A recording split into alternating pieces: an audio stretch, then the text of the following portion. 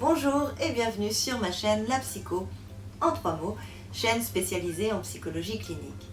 Ici, vous découvrirez comment comprendre votre dimension psychologique dans des situations diverses de la vie quotidienne.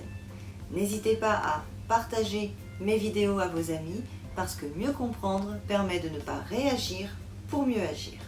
Et si vous êtes nouveau ici, déjà bienvenue à vous. Et songez à vous abonner parce que je publie de nouvelles vidéos chaque mois. Dans cette vidéo, vous allez découvrir les 3 catégories de compétences que seul un papa peut apprendre à son enfant pour l'aider à devenir un adulte en bonne santé mentale et bien inséré socialement. Ces habiletés sont naturelles pour un papa et se regroupent en 10 aptitudes que votre enfant va pouvoir développer grâce à vous, messieurs. À la fin de cette vidéo, vous pourrez mieux comprendre le rôle que vous pouvez jouer dans le développement psychologique de votre enfant et surtout lui apprendre à grandir sereinement. C'est parti!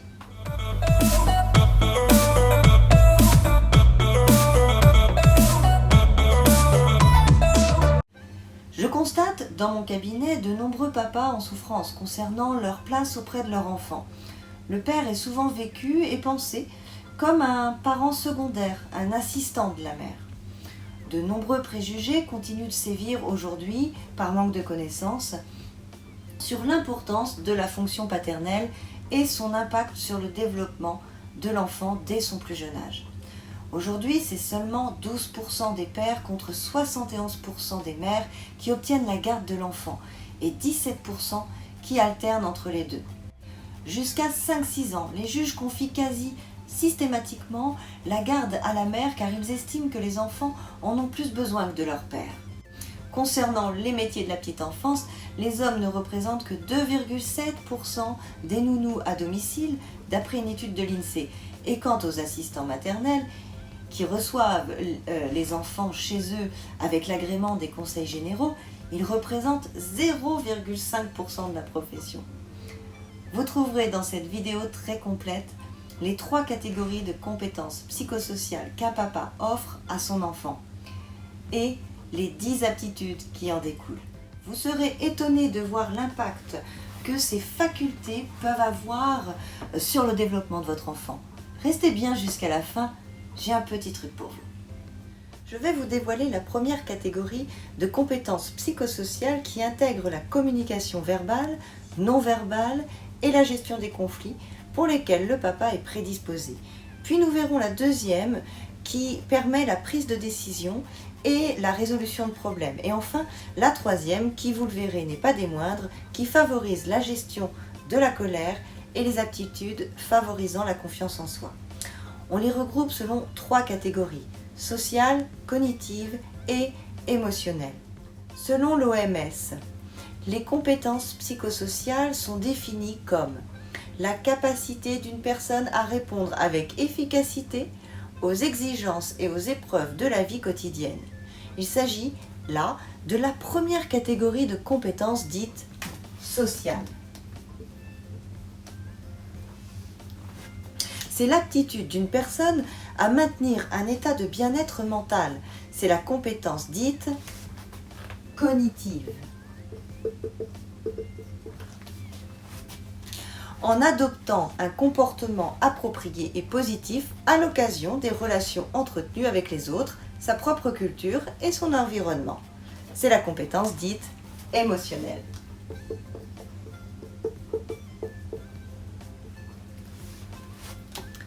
Chacune d'entre elles va vous demander de stimuler votre enfant dans différentes zones cérébrales par différentes manières. Ne vous inquiétez pas, vous n'allez pas devoir touiller dans leur cerveau. C'est beaucoup plus simple que ça. Pour les compétences sociales, il vous suffit de stimuler votre enfant à communiquer verbalement.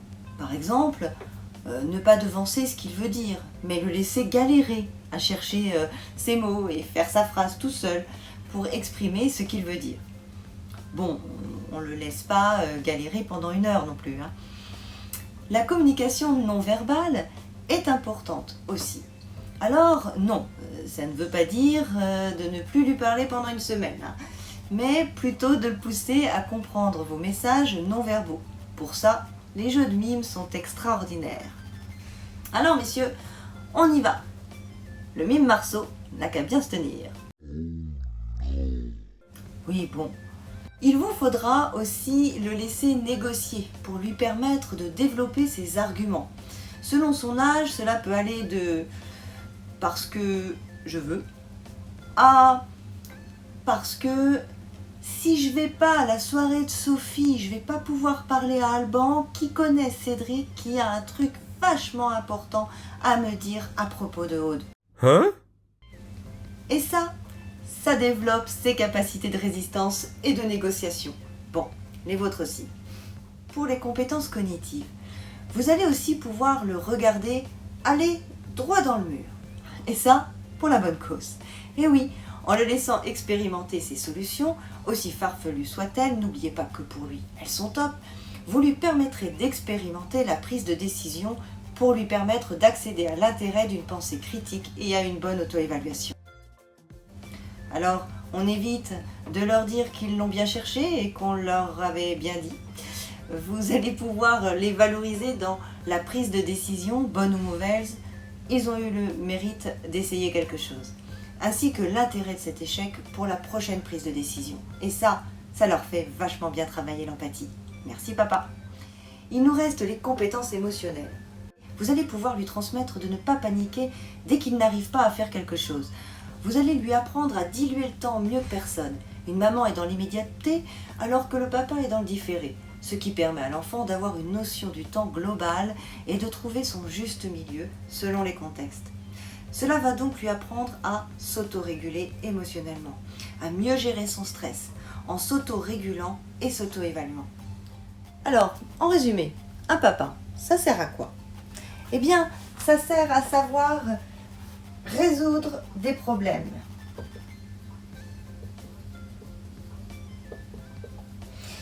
Ça sert à savoir prendre des décisions.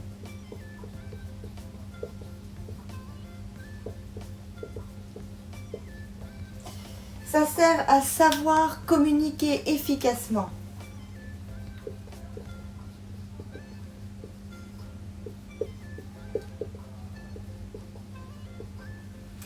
Ça sert aussi à savoir réguler ses émotions.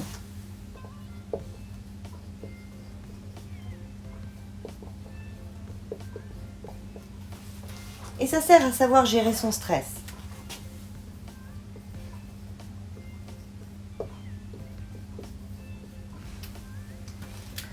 Un papa, ça permet aussi d'avoir une pensée critique.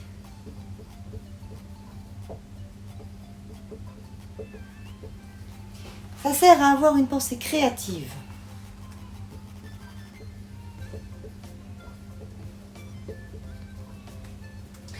Ça sert à avoir conscience de soi.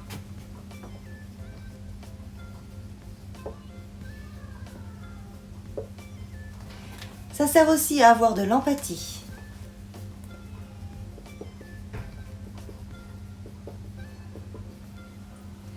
Et enfin, ça sert à être habile dans les relations interpersonnelles.